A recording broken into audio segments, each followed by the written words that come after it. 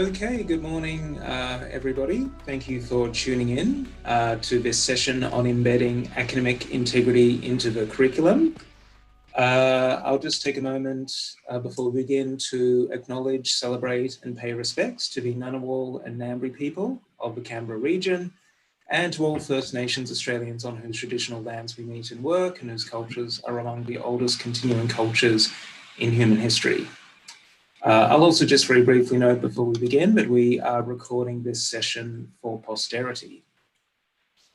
Okay, so welcome to this first session of Academic Integrity Awareness Day for staff. I'd just like to point out before we begin that this is the first of 3 sessions today.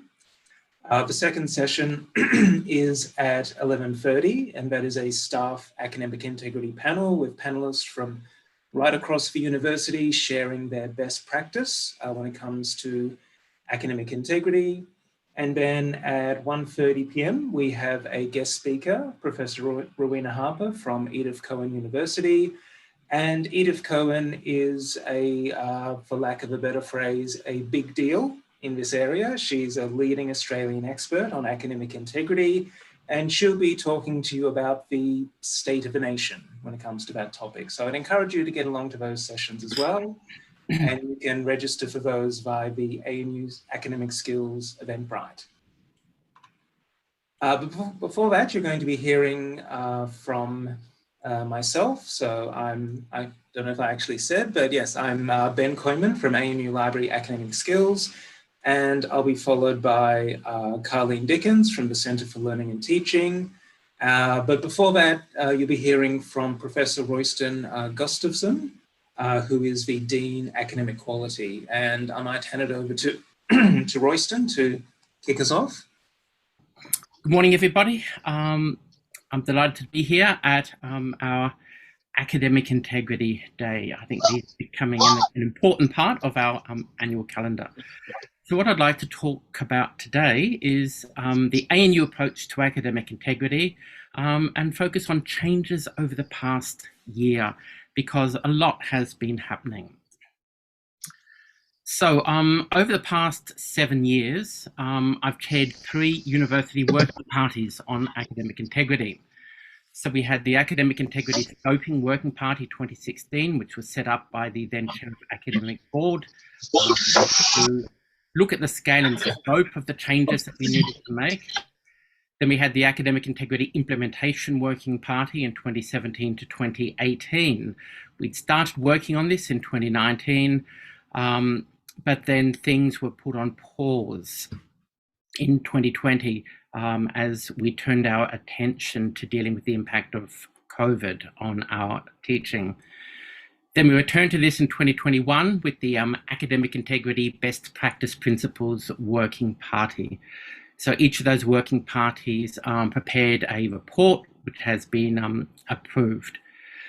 As a result of those 3 working parties, we've moved from an approach that focused on detection and punishment of academic misconduct to an approach that focuses on developing a culture of academic integrity, including through education and training, while retaining mechanisms for detection and punishment. This has resulted in major changes to our suite of policy documents, education and academic integrity, and processes. So a little bit about the changes to the governance. I hold the role of Dean Academic Quality. This is a new role, which commenced in April last year. It's a university-wide role. And in the position description, dot point 5 is to lead the development and implementation of policy and strategies to enhance and promote academic integrity and address academic misconduct. So academic integrity is explicitly written into the position description for the role of Dean Academic Quality. In October last year, the Charter of the Academic Quality Assurance Committee, which is a subcommittee of Academic Board, amended its charter to include a new dot point 13C to develop, monitor and coordinate policies, procedures, guidelines and strategies to enhance and promote academic integrity and address academic misconduct. While AQAC had always had responsibility for academic integrity, it was rolled up into a different dot point which was responsibility for the development of policies, procedures, and guidelines. So as a role of the importance of academic integrity, this was separated out, and there was an explicit dot point added to the AQAC Charter. And I also note that AQAC now has academic integrity as a standing item on its agenda, which it's had now for the last 3 or 4 years. So academic integrity is discussed at every meeting of the Academic Quality Assurance Committee, again signalling the incredible importance of integrity. So the changes, I'm sure you're all aware that we had a new academic integrity rule. This was replaced the former academic misconduct rule. Simply the name change signals part of the change in our focus and the way we deal with this. And it was effective for courses commencing on or after the 1st of December 2021. And so while it captured summer school, it really took effect in a significant way from semester 1 this year. We also now have an academic integrity principle, which is that every student or candidate, that's HER candidate of the university, is committed to engaging in academic work in ways that are consistent with and actively support academic integrity. And that's important to say, that actively support academic integrity. So not just, not committing misconduct, but having a positive approach and helping others also to act with academic integrity. And that everyone upholds this commitment by behaving honestly, responsibly, and ethically, and with respect and fairness in scholarly practice. So the focus is very much on academic integrity values. Very minor mistake, which used to be in the academic misconduct rule, has been removed because a minor mistake is not an integrity issue. It's just an error. So, that's just one example of how the refocusing is really now very much on integrity and on misconduct. And we'll talk shortly that misconduct has intentionality behind it. We also have a new academic integrity policy and procedure, a brand new student academic integrity policy, which started on the 1st of December last year. We've also got a significant revised procedure that also started on the 1st of December, and a whole series of flowcharts, letter templates, and other documents approved by academic board. And we listened to a lot of community feedback that the former letter templates in particular were very legalistic and almost intimidating in some ways in the style that they were written, because they were so legalistic. And so we've looked very much at the language that we use to communicate with students about academic integrity. So all of the former flowcharts, letter templates, and so on are no longer active, and they've been replaced by a whole new suite. And we want everybody to use these because they've been very carefully worded to minimize the chance of procedural appeals based on staff not following the correct processes during academic misconduct investigations.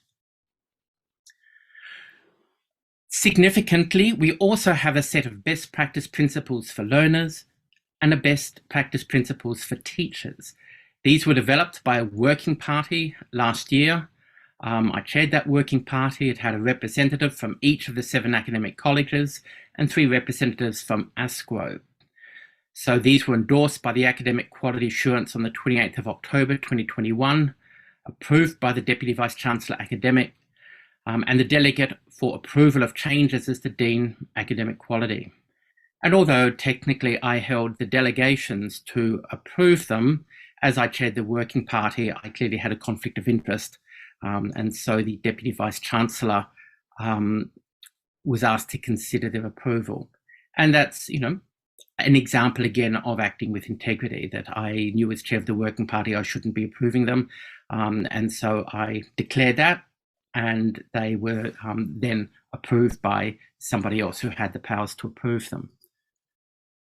We also have the Epigem academic integrity modules, and of course academic skills is responsible for the implementation and maintenance of these modules. ANU is one of the universities that participated in the development of 2 sets of academic integrity modules, one for students and one for staff. They're published by Epigem, which is a subsidiary of Oxford University Press. From this year, the ANU assessment cover sheet includes reference to the modules by their inclusion in the declaration as per the Student Assessment Coursework Policy, Para 18. I acknowledge that I'm expected to have undertaken academic integrity training through the Epigem Academic Integrity modules prior to submitting an assessment, and so acknowledge that ignorance of the rules around academic integrity cannot be an excuse for any breach. So that is a new statement about academic integrity. All students to complete these, and we currently have another working party that is refining this and looking at the date by which these need to be completed and the sanctions for not completing them. So there'll be further information about that later this year. Then the academic integrity e-form. So over the past year, a significant amount of work has been undertaken by PSP and ASQO on the development of an e-form for the management of investigations of potential breaches of the academic integrity rule. This e-form will significantly reduce the administrative workload associated with managing investigations. And on the 21st of June, I approved its release, and it went live 4 weeks ago on the 4th of July 2022.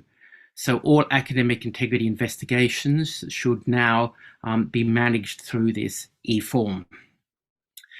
If you haven't seen it, I encourage you to have a look at it, but it will greatly facilitate the investigations in the way that it guides step by step through the processes. Importantly, it also automatically generates and sends letter templates. So letter templates are built in, and once all of the information is in there, it will automatically generate the correspondence to be sent to students. So this is, this took a long time to develop. It's a very complex e-form in the back end to try and make it very simple from the front end. Excuse me. I'd just like to talk briefly about the best practice principles, and it's really important that all staff are aware of the best practice principles, because students will be using them to help them decide what is and isn't appropriate conduct. So the principles start off by explaining why academic integrity is so important to our community of scholars, and about the role of fully acknowledging the contribution of others, distinguishing your own contribution, and further developing knowledge. There are a lot of supports in place for students to help them with academic integrity, and I've listed some here. As you can see, it's quite a long list. It talks about students' obligations about being informed about academic integrity, the concept of intentionality.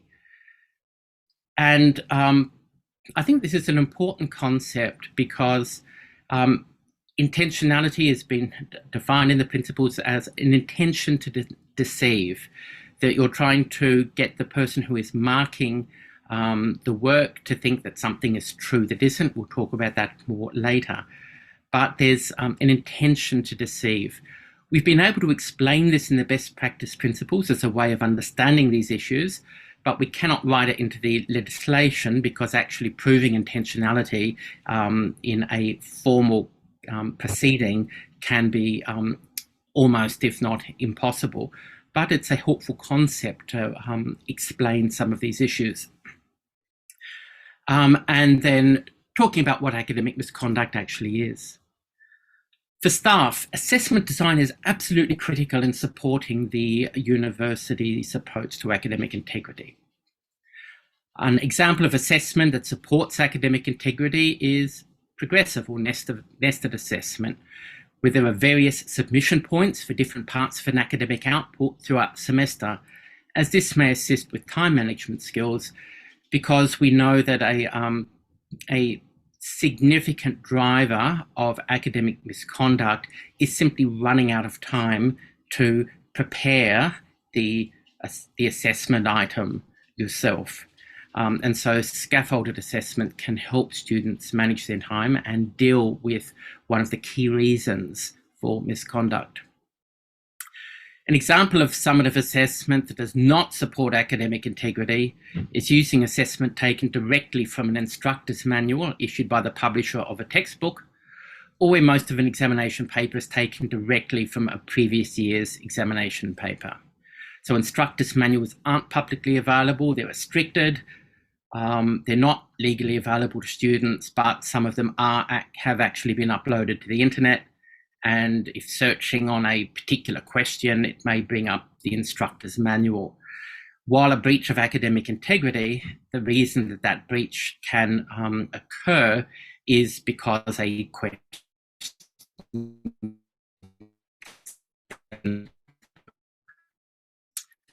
clear ANU logos and copyright information on exams and assessment tasks, so that if they're uploaded to the internet, our legal office can issue takedown notices to the third-party platform. So it's much simpler for our legal office to take action if there's an ANU logo and copyright information.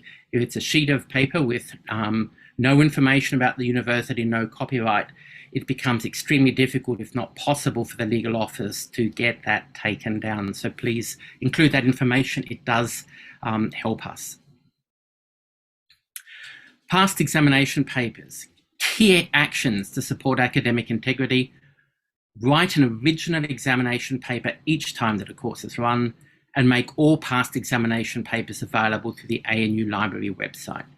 We know anecdotally that even exams that are said to be restricted and are not available are available, because again, anecdotally, and I say anecdotally because there's not enough evidence for an investigation, but we've heard from multiple sources that groups of students get together and agree to each memorize a question on the paper, and after the exam they come out and reconstruct the paper that they can then pass on to the next generation of students, or to swap for exam papers in other courses that aren't available.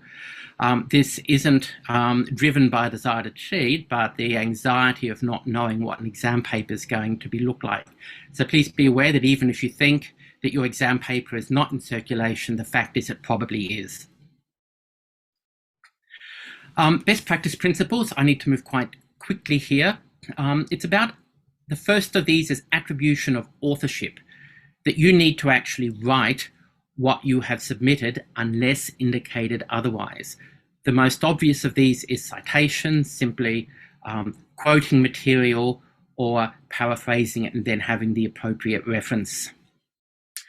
Collaboration versus collusion is something that we talked about extensively, and the principle, and it's important that you're all aware of this, is the principle is that collaboration and scholarly endeavour is permitted except in specific instances, such as some invigilated or take-home exams where it is expressly prohibited.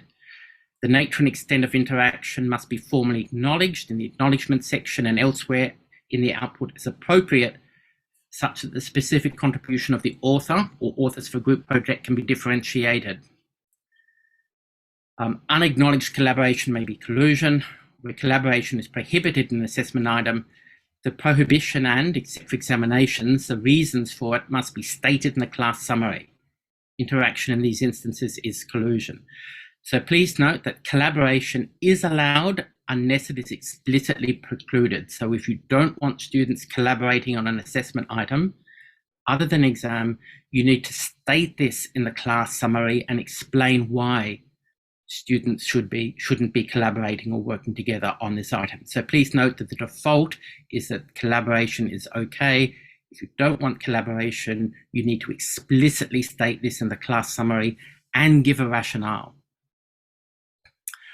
Working on assessment, again, the best practice principles discuss how students can appropriately work on assessment. Again, the default is that students can discuss their assignment orally with other people, but cannot discuss it in writing and cannot share written drafts other than very specific circumstances, such as with academic skills, or obviously if it's a group assignment. So please read this section on attribution of authorship. Reuse of work. Under certain circumstances, students can reuse work they've previously submitted. If it was submitted for a course that was failed, then that work hasn't contributed towards the degree or program, and so it can be reused. But of course, if that assessment item was failed, we wouldn't recommend just simply resubmitting it because it's likely to fail again. But be aware that under very restricted circumstances, work can be resubmitted. We also have guidelines around receiving feedback, contract cheating, which we've talked about a lot, and the statement of confirmation of authorship that I talked about a little bit earlier. In your own course materials, always model best practice by citing materials on lecture slides and in class materials. So if you quote something yourself on your slide or you have a diagram from a source, please cite that on the slide to model best practice for students. The other best principle, which is more important in theses than in normal coursework, is attribution of veracity. In other words, misconduct is deceiving or intending to deceive others about the veracity of data. It's unusual, very unusual to see fabricated data in a coursework assignment, but we are aware that this is something we have to watch out for in theses. But it does occur, and it's academic misconduct. We also talk about the materials that can be accessed in preparing an assignment, which is anything that's legally distributed by others, the material accessed in preparing for an exam, sharing completed assignments, sharing the work of others. Note that we've explicitly stated under sharing the work of others that sharing the unpublished academic output of others, including markers' comments on assessment items without their written permission, should be regarded as academic misconduct. So while students can share an assignment that has been submitted with others, they cannot share your comments on that assignment unless you have given permission for that. So they can't share the feedback that they received without permission. So we've made that distinction. Students own the copyright in their assignment, but the marker owns the copyright in their comments. And of course, as part of supporting all of this, we've got education about academic integrity, such as the Epigem modules I talked about earlier. So thank you, and I'm happy to take questions. I'm just going to build upon that a little bit. So I'm going to talk now about building a culture of integrity and equipping students to minimize breaches of misconduct. So really the practical things that we can all do as assessors, conveners, lecturers, librarians, administrators to contribute to building that integrity culture and helping students to minimize misconduct. And I'm going to be focusing more on what we would call the poor academic practice side of things. So not really talking about deliberate misconduct over these next few slides, more those types of breaches that are avoidable. And, for that reason, this may sound like the John Lennon singing Imagine stretch of this presentation this morning. And I just want to flag that I'm certainly not naive or unrealistic about the state of things. I mean, these are two articles that crossed my desk in the 7 calendar days leading up to today's session. So I'm well aware that there are issues with deliberate misconduct across the university, and certainly some of my colleagues will speak to these later today. Nonetheless, just for this next 10 minutes or so, I want to focus on approaches to tackling those types of misconduct that are avoidable and would be considered, poor academic practice.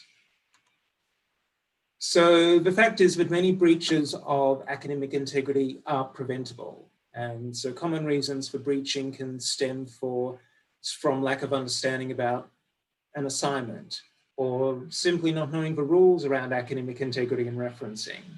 Many issues also arise due to issues with poor time management and poor note-taking, which means that errors creep into student submissions.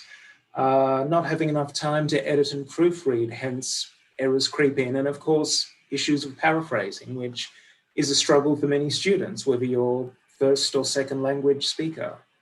Some of the common mistakes we see are failure to include acknowledgements, failure to put quotation marks around quoted material, changing only a few words when paraphrasing, so that classic copy and paste, and let's change this word and this word, but leave the rest the same.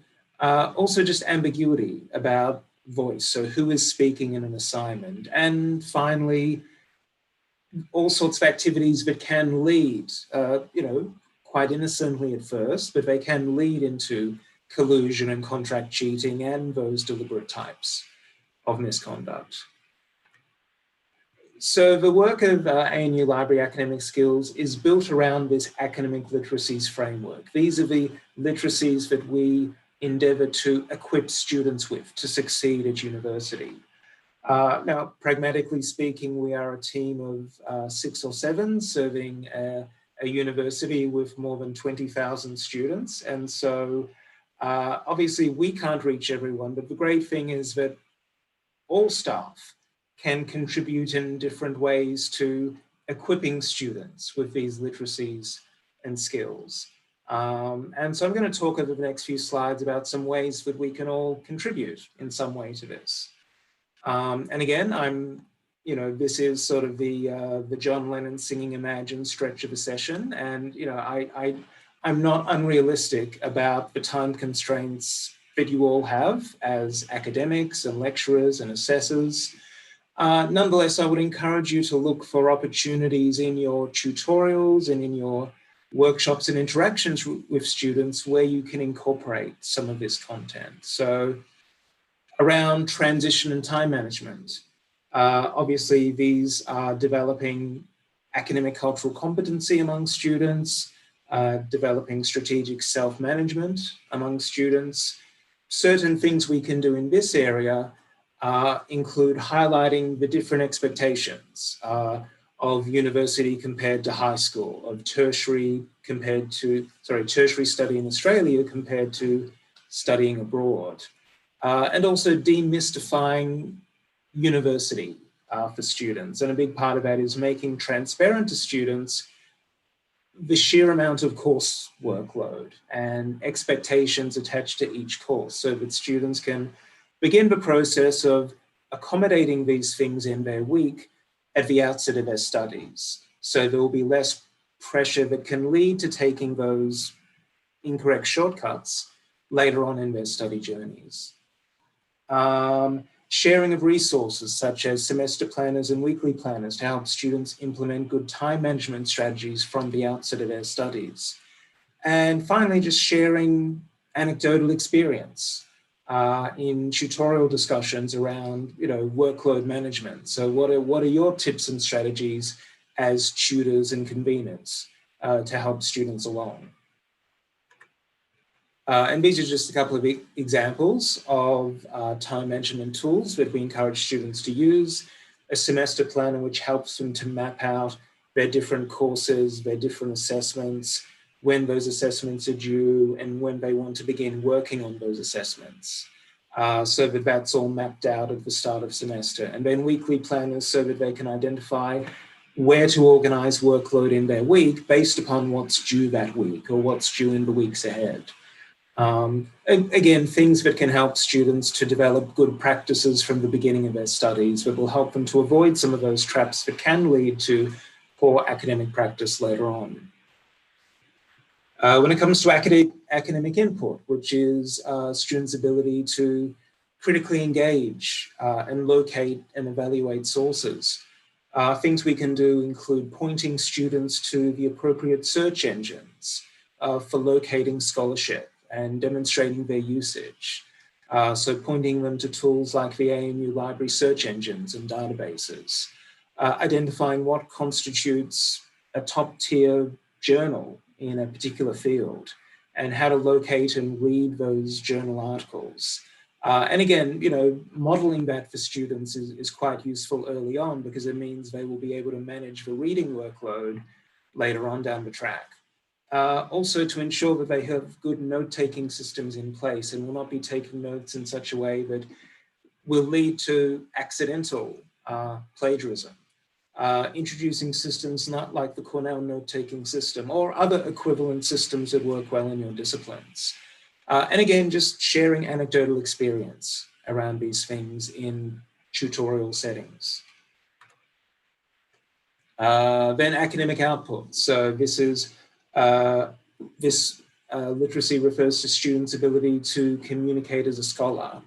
And so strategies here would be referring students to services such as academic skills that can support them in learning to write across different genres, where they can consult with learning advisors, writing coaches, and peer writers around tackling their assessments.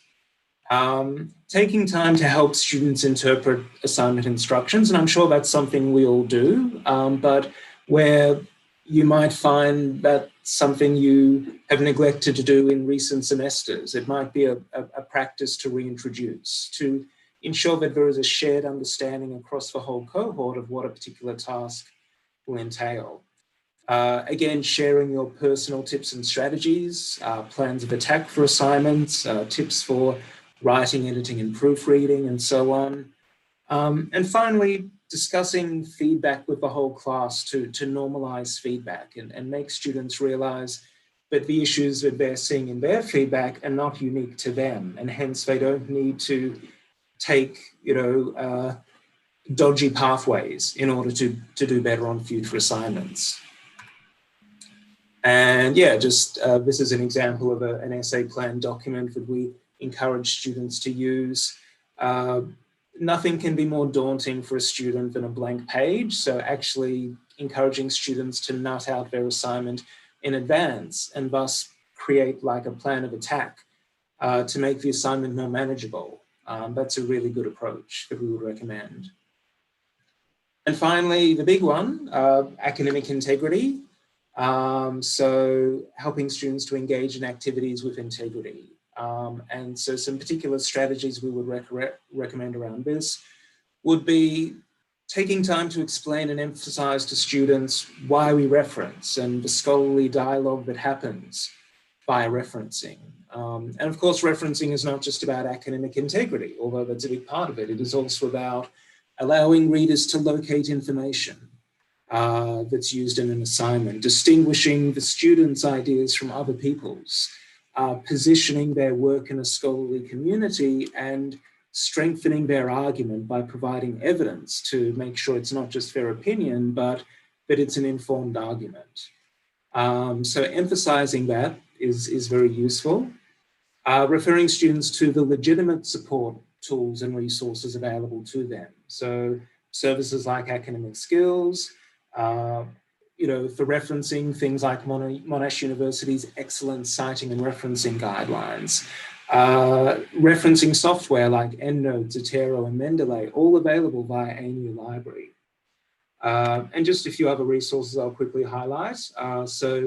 Royston mentioned the Epigem modules, and there are modules both for students and also for staff, which you can locate via Wattle. And I posted the links in the chat a little bit earlier.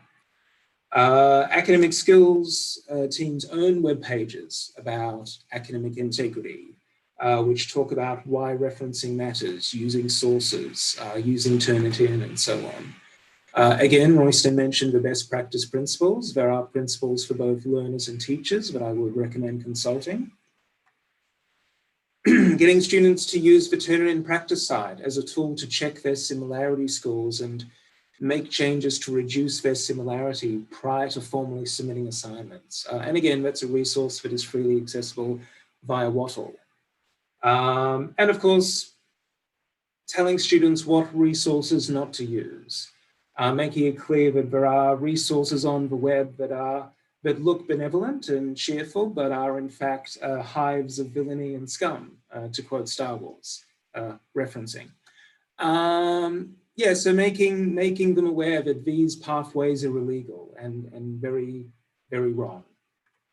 And finally, just if time permits, and again, I'm conscious of the constraints and the amount of coursework you need to squeeze into a tutorial, but if possible, taking time to just demonstrate the basic mechanics of referencing manually and how to use Turnitin, and encouraging them, like I said, to use the Turnitin practice site, and promoting those principles of academic integrity and letting students know that there are consequences to misconduct and poor practice, and indicating what ultimately constitutes misconduct, and how to avoid those particular traps.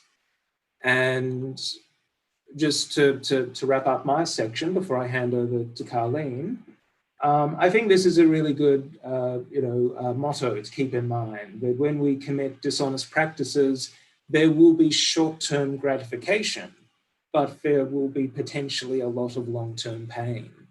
But when our practices are honest, that might mean there's some short-term pain because there's some more work involved and it can be a bit of a struggle, but with long-term gratification because the work is our own, and we are writing it with integrity. So I think sharing that motto with students is a very productive thing to do. So I'll pause there and I'll hand it over now to Carleen from the Centre of Learning and Teaching, who will take us through the final stretch of content. And then we'll have some time at the end for questions and discussion. Thank you, Carleen. Today I'm going to focus on the assessment design part, which we have covered a bit. Thank you. I think Royston and Ben have done a lovely framing for me.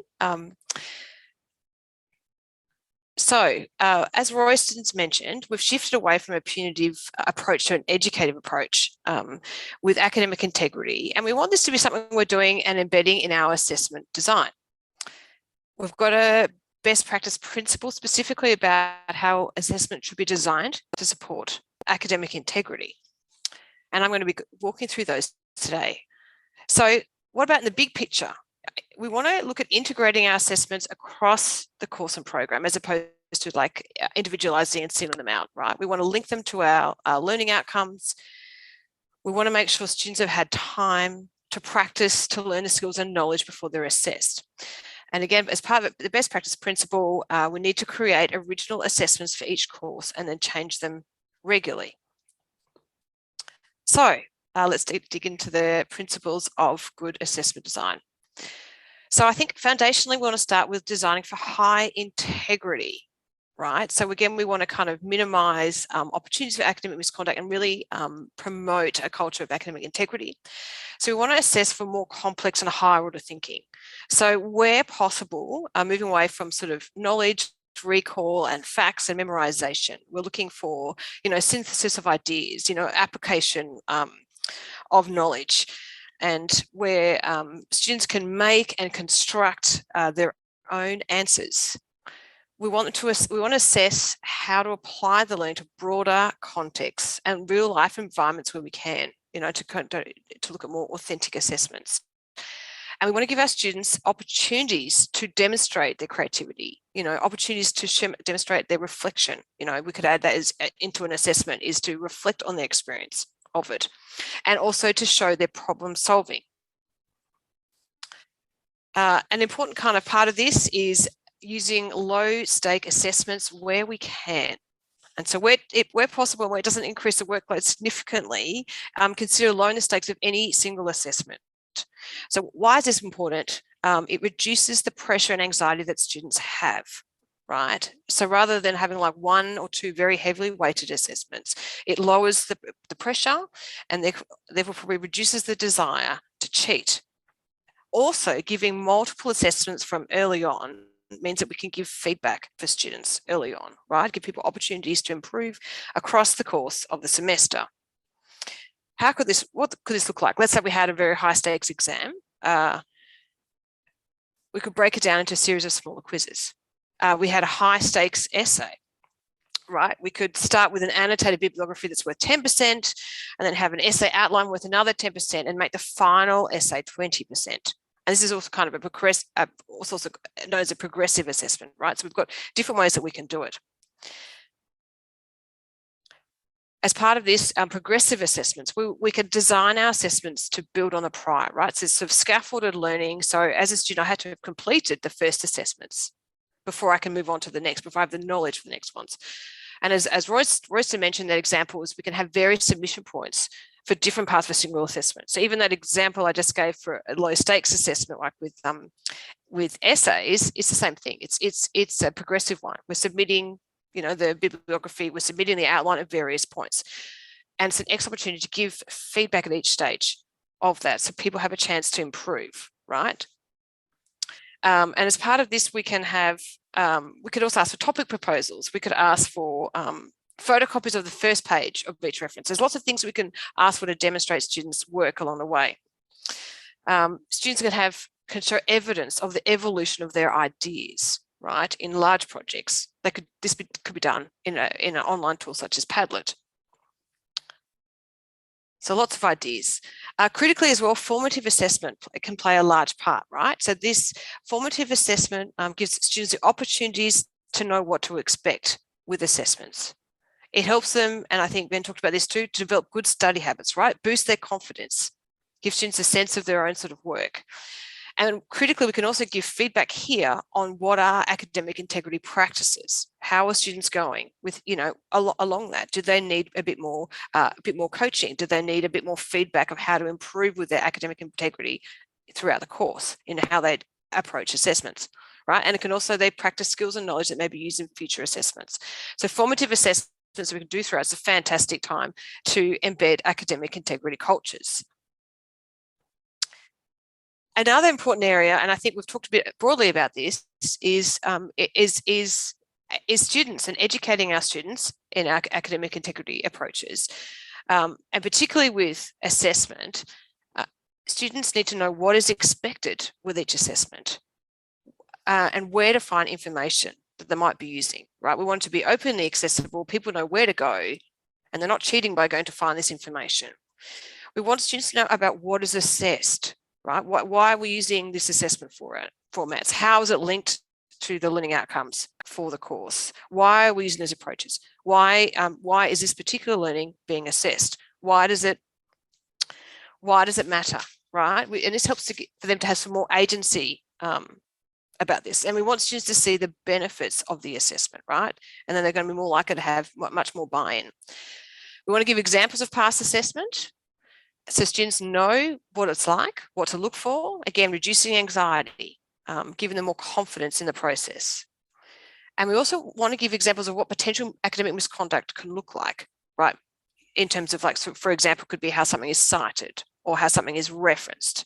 So we have a sense of what it looks like for misconduct and also what it looks like to maintain academic conduct.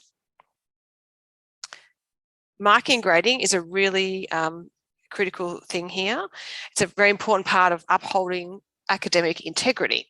So we want, if we use rubrics in I know we don't use them everywhere at ANU, but if we do, to have them to be well designed, to be transparent and to be clear, to help reduce student anxiety of what and how we mark a course. We want to design rubrics to value academic integrity practices, that they mark on things like synthesis of ideas, of critical thinking, of application of knowledge. And if we do a team teaching, in terms of we have conversations with our teaching team around moderation, moderation of the grades, moderation of how we give feedback, moderations of academic conduct. So we have a kind of cohesive team approach. So I've talked a bit about the broader assessment design principles, kind of foundational things that we can apply specific assessments. So I just want to give to talk about a few assessment types that we have used, because the types of assessments that we use in a course can have a big impact on plagiarism rates. So it's really worth thinking about what we specifically use and if there are alternatives that we can consider that are reasonable for us, that we can use and that fit within our course. So we want to look at assessments which are not as likely, cannot be outsourced very easily. We could have reflections on a practicum. It could be reflections on a group work project, right? What was my experience like? I could have that in a blog or a e-portfolio. Oral presentations, and I've seen them being used in different places around ANU. So they can be in a variety of ways. It could be an individual oral presentation in class. It could be recorded before and after. It could be a group a seminar or a debate. So there's lots of opportunities in and out of class as group and as individual. We want to make it individualized assessments where people apply their knowledge, where they reflect on the process, where they can show their creativity and problem solving, as opposed to something I can just look up the answer to online, right? And we want to give opportunities to complete things in class as well that people can do. So it could be a student-led seminar, for instance, that people do. It could be a multimedia presentation. It could be a debate as well, depending on what you're doing. What about essays? So when we're doing essays, we want the scope and construction of an essay plays a pivotal role in the potential for people to stray. So the essay question here is really important. It should be specific and narrow essay questions. Something where, and also ideally using contemporary scenarios, or if that's not really possible, like a fictitious case study. So it's not something I can just look up, you know, the difference between, this is actually an essay question I had when I was a high school student was, how did Germany and Britain come out of World War II, right? Which I think there would be plenty of examples now, I could look that up. So something that we have to apply again, our critical thinking and knowledge that we're, you know, and what we've learned in our course to our essay. What about exams? So as much as possible, we want to design alternatives for exams that test knowledge recall, you know, right, that are just about facts and memorization, or ones that just focus on single answers. So this is where things like having case studies, having scenarios and extended answers that are local and specific and that we can update every year come into their own, because they're very individualized. We want to design for open books, so everything's open and available for students in terms of where they need to look for information. If we're using Wattle, for instance, we can randomize question banks and vary how our questions, the sequence.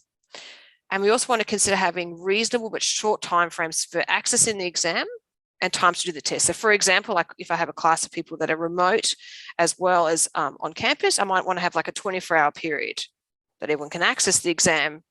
They have access to do it and then have a set time within that to do the test. What about large classes? This is something that we do talk a lot about. How can we apply this sort of principles and exam formats, assessment formats? So this is where things like having self-review. So students can self-review, they can self-reflection activities come into their own, as well as peer assessment for formative tasks. So for instance, it could be the students give you feedback on one-page essay or abstract, or how they led a discussion in class. We want to build where possible the assessment tasks into the learning activities as opposed to being extra to it. This is a great place for collaborative tasks and group assignments. You know, there could be presentations or debates, videos, podcasts, fantastic problem solving and research projects. You could also have some short essay assessments, which are like essay outlines and abstract or posters. And in class, there's lots of great opportunities for polling, and student-led seminars as well as online quizzes. So we just kind of sort of situated a little bit differently for it to be appropriate for large classes and manageable for large classes. So quick takeaways: avoiding high-stake assessments where we can. Designing for high integrity, so that's about, you know, designing for opportunities for creativity and problem solving, more authentic tasks, for where assessment, high order thinking. We want to have reasonable expectations of what people can achieve within our course, keeping in mind that they're mostly completing other courses at the same time. We want to give regular feedback on assessments as well as formative tasks, so people know what to expect, where to improve, where they go if they need support. Using timed assessments appropriately, and adding extra time to assessments for students who might have EAPs, because we've got to sort of weigh that up as well, don't we? We really want to make sure that we consider the, decisions around academic integrity, balancing them with considerations of equity. So in summary, assessment design is part of a multi-layered approach to embedding academic integrity within courses, programs, and across ANU, and it helps to reduce why and when academic misconduct may occur, and it's an opportunity to encourage authentic work and transferable skills. And I think, we've already looked at all of these resources and showcased them. So that's really it from me. Thank you, Colleen. That's wonderful. Yeah, so thank you again, Royston and Colleen, for your presentations. We have some time now for questions from the Zoom room. If anyone has any questions or comments they'd like to make, whether it be about the ANU approach to integrity or assessment design or equipping students with these skills to build a culture. I see Fiona has her hand raised, so go for it, Fiona. Hi there. This is a bit of a nuts and bolts question. Sorry, I've got you guys on the wrong screen. That's better. But so you mentioned that there's these integrity modules that the students have to do. So I'm a convener of a first semester course. I just want to understand better what the timing is. And, you know, I've already in the past tried to embed some academic integrity stuff, but it'd be great to be able to do it in a way that links in with what they actually have to do. So, you know, yeah, so is there any timing or how best to do that, I guess is the question.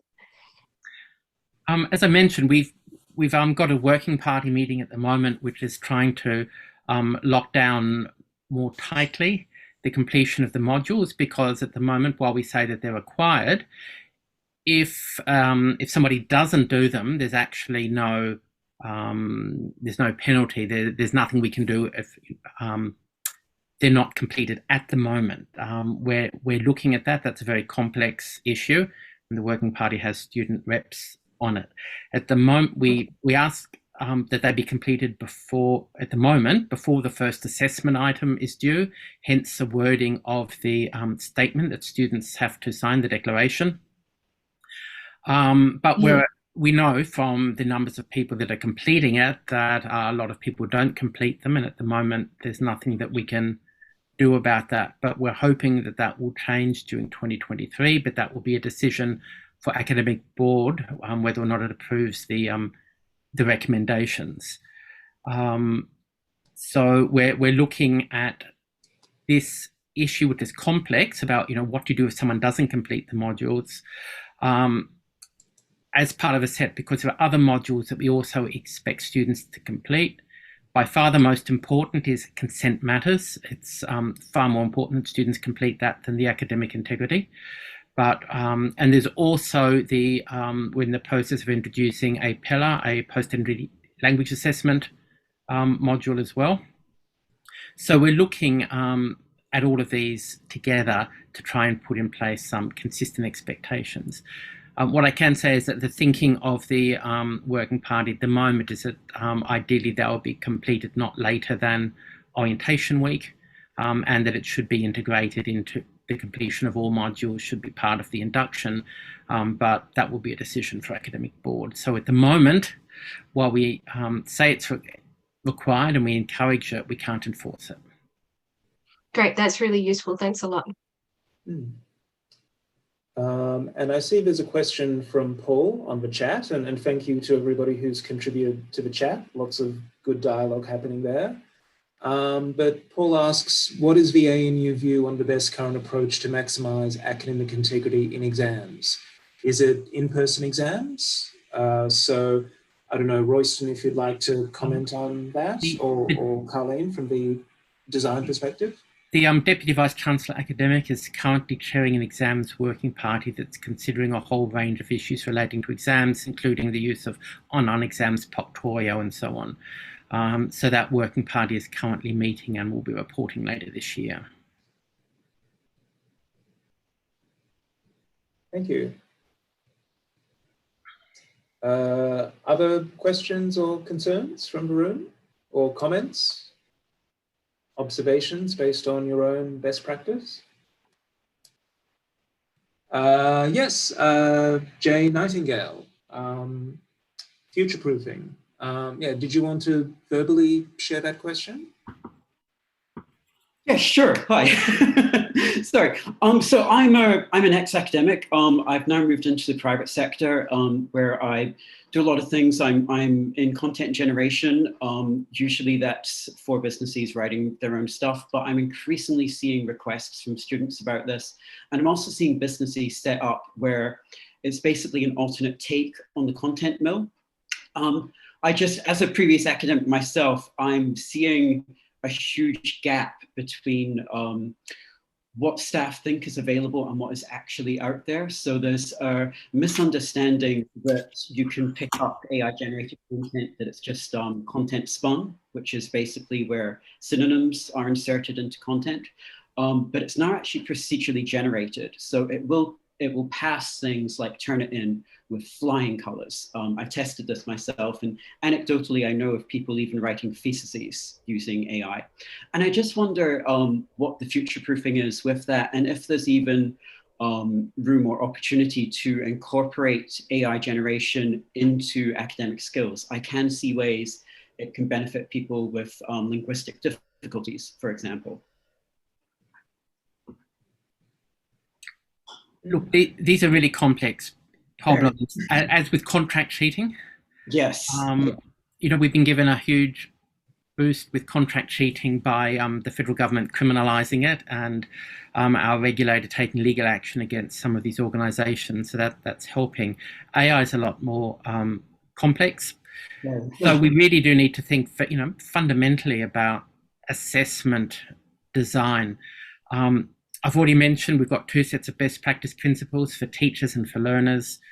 We're working on a set of best practice principles on assessment design. I see Tom in the chat, saying the best approach to maximise academic integrity in exams is not to have them.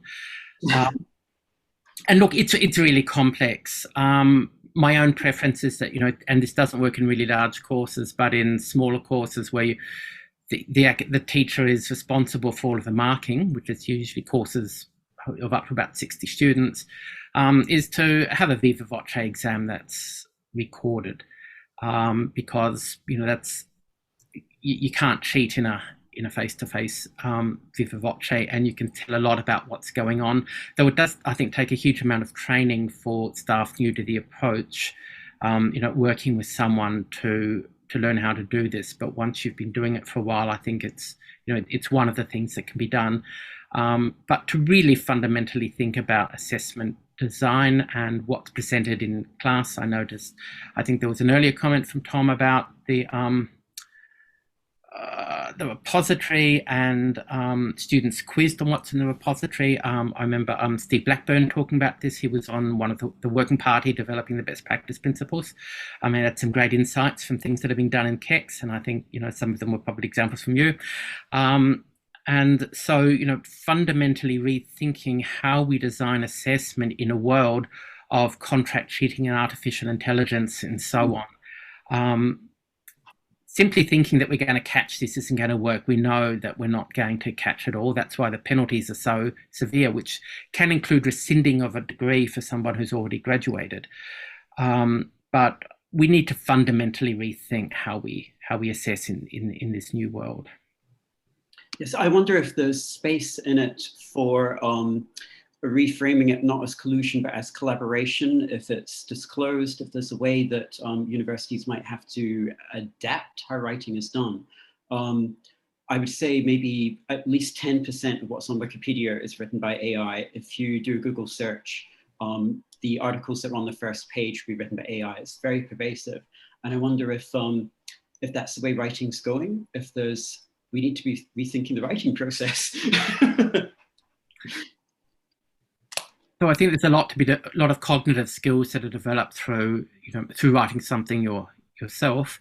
Yes. And as we note with the principles, we've talked about attribution of authorship, and the importance of acknowledging all of the assistance that you get. So that's what, why we've talked about so much about attribution of authorship and being clear what was your own work and what was the work of others. Because clearly, if you identify what someone else has written or what someone else has contributed, then that's not a breach of academic integrity.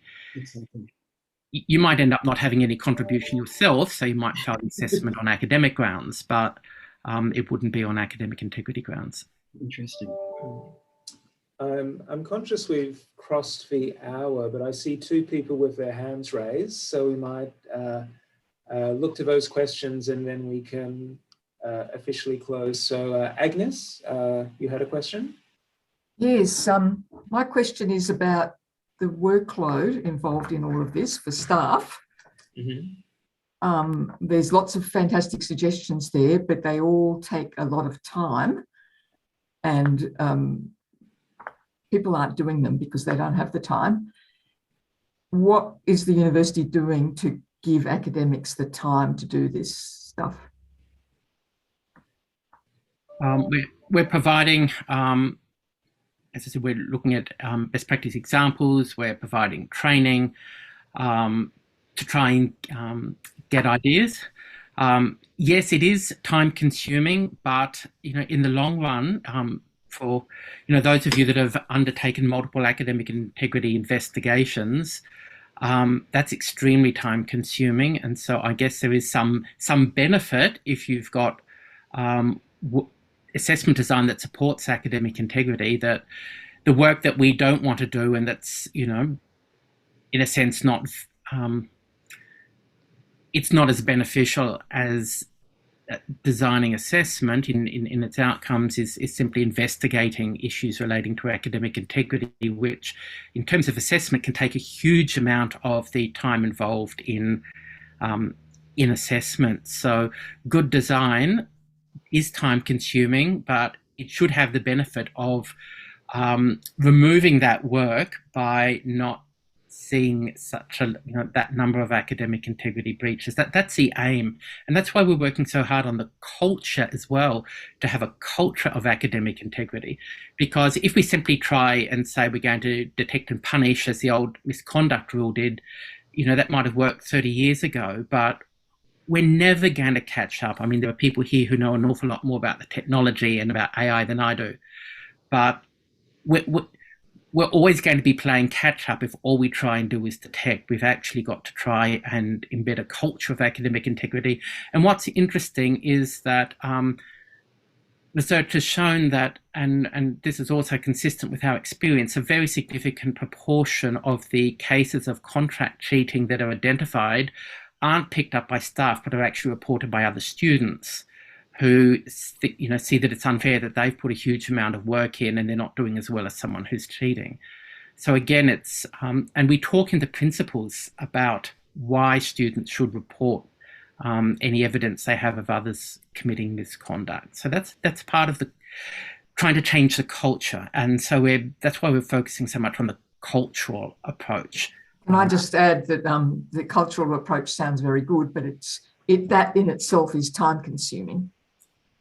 Look, it is. We're also, but we've got assistance from students here, so we're trying to put in place academic integrity mentors in residential halls, for example, and to have student leaders modelling academic integrity as well.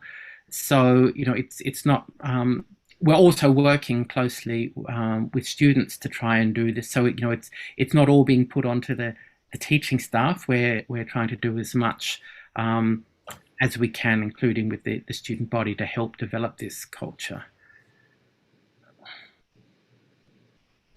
Okay, thank you for that question. And Fiona, would you like to see us out with one final question? Sorry for. Thanks a lot for allowing me to have a second question, especially since we're over time. But very quickly, one of the things that I've come up against in my course is people actually lying to get extensions, and I've caught a few of them, and I've sent them emails saying this is academic misconduct, blah blah blah blah.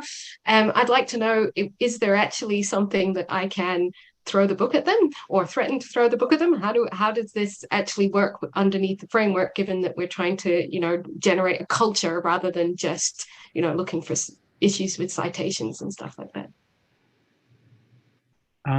If there's someone here from ASQO, they would perhaps be better placed, because we look at this with things like falsification of documents, fraud, documents, and so on. Do we have anyone from ASQO who can in that process? Hi, Rosman. Hi, Fiona. I will have a look and I send some documents to you later on, if that's okay. Great, thank you. Something very scary and legalistic is usually a good thing to flash at them in first year. Sure. Great, thank you.